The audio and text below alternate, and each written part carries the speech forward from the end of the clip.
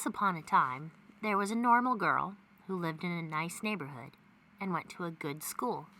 In fact, I think you might know her, or at least you know someone who does. She had a dog, 2 cats, some goldfish, and a climbing tree. Her porch hosted sunsets in the evening, and the stars twinkled between her strawberry curtains where her mother kissed her every good night.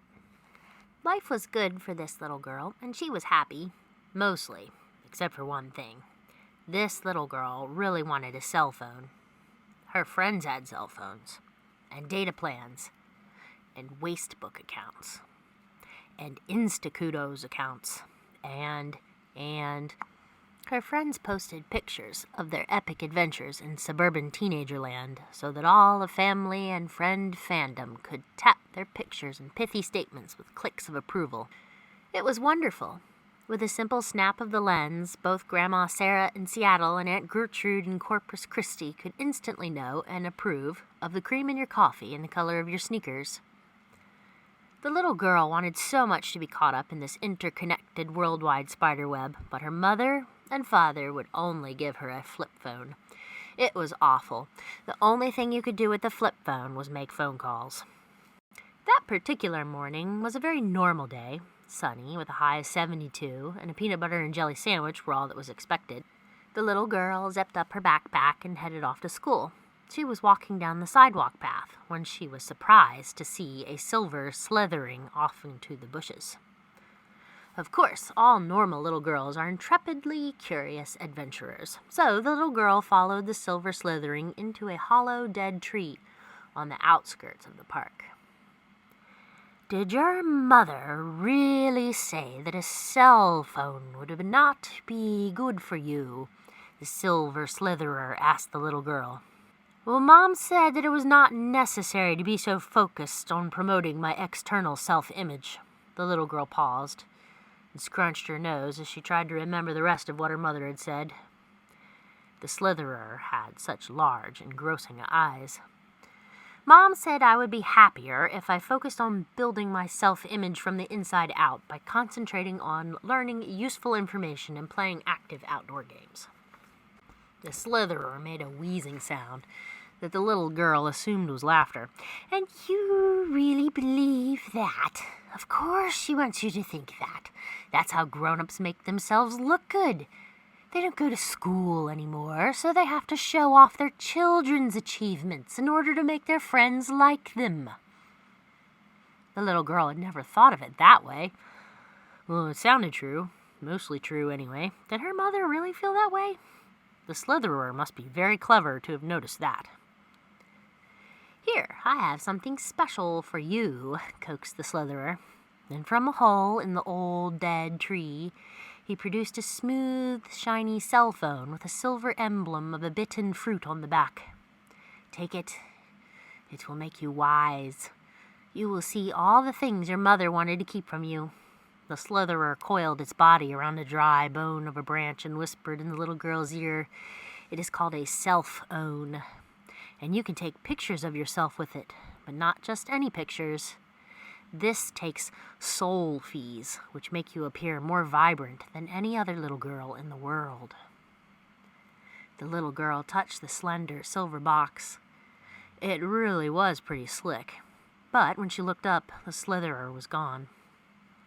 The phone was innocuously off. It certainly did not look magical. It looked like any other well-packaged piece of electrical fodder peddled en masse under the yellow Best Lie logo. The little girl tossed the silver box in her side pocket with her eraser caps and last week's squished science flashcards.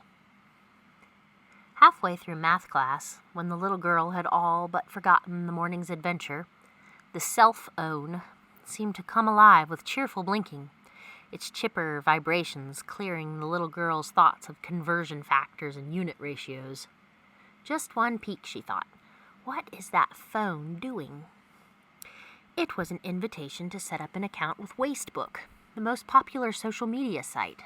There was a list of her acquaintances who already had Wastebook accounts who had sent her invitations to view their Wastebook pages. It seemed simple enough. How did this program know she knew all those people? She thought, I just have to take a picture of myself and then I will have my own account. After class, the little girl was in the bathroom. She pulled out the silver cellphone, turned the camera to her face, and snapped a picture. Wow! Neat. It was her picture, but it was different. Her hair was smooth and 2 inches longer. Her nose looked a little smaller. The little girl had always thought her nose was too large, and her flesh was uniform in color and lighter. This camera takes great pictures. What did that slitherer call this? Soulfies. That's right. Not selfies, Soulfies. The little girl took 9 more pictures, each one looking a little better than the last. She admired them for a while before realizing she had completely missed 4th period. If she hurried, she could catch up with the other kids changing into their PE uniforms. Her friend Erica was walking down the hall. The little girl called out a hello, but Erica walked right into her. "Oh, wow, I'm sorry, I didn't see you," Erica exclaimed. "That's okay, I just wanted to say hi," the little girl said. "Hey, I'm on Wastebook now, look me up." "Okay, bye." The little girl hurried off to PE. No one seemed to notice her. She usually had a group of chattering girls she liked to hang out with, but it seemed that people did not see her until she was right in their face. It was not until the last period, and at least 25 Soulfies later, that the little girl realized she was disappearing. Every picture she had taken was more beautiful than the last, but with each one her own real self was becoming a little more transparent. She could hardly see her own self in the bathroom mirror. Only her eyes remained. They seemed to float on their own. "Oh no, what have I done?" the little girl wept. "The slitherer, it tricked me." When the little girl stopped crying, all the other children had gone home from school. The librarian was completely preoccupied in reading C.S. Lewis's The Last Battle, and did not notice the pair of sad blue eyes come floating through the door. The little girl was through crying and determined to resolve her dilemma, and like any kiddo her age with a question, went straight to the search engine Oracle. She typed, "Self-own transparency syndrome," and hit the scry button. Nothing, just some pages written in Russian. Maybe Russian or Tibetan? What's happening to me, she tried to say, but with no mouth, her words were only in her head. She got up and stretched her non-existent arms and walked down a row of books. Mythology, double A book caught her eye. The Complete Fairy Tales by George MacDonald. She ran her finger down the book's spine and touched a tail. She pulled the little tail, and sure enough, it was attached to a fairy which flapped out of the book's front. In addition to the long tail, the fairy had floppy doggy ears, kitty whiskers, and a face straight off a baby bat. The fairy was most properly offended at being dislodged in such an undignified manner, and exclaimed, "What is the meaning of this?" With such a volume that the librarian, who was quite used to book magic, turned a page in her own volume and called out, "Go back to bed, it's lights out time." The fairy could recognize enchanted little girls, the way kindergartners can recognize the ABCs. It could also hear her mouthless talking. She was hardly able to explain her cellophane self before the fairy had pulled a dusty leather-bound version of anecdotal antidotes of the mythologies off the shelf. "Let's see," he muttered mellifluously as he thumbed through the alphabetized entries. "Here it is." "Here's what?" cried the little girl. "You have what is referred to in the DSM-4, also known as Diagnoses of Spiritual Mishaps version 4.0, disappearance related to self-own use associated with Soulfies. It says when the self-own takes a Soulfie, it is really taking a piece of your soul every time. It says with continued use, the soul eventually disappears into a collectively approved super-identity with a hive mentality, and the person is left as only a shell of themselves." "Oh, no, that's terrible," the little girl cried. "Does it say what I can do to reverse the effects? This is a book of antidotes, right?" Yes, said the fairy. "Settle down, I'm getting there." He coughed. "It says you must bury the cellphone in the soil where it came from and eat its fruit."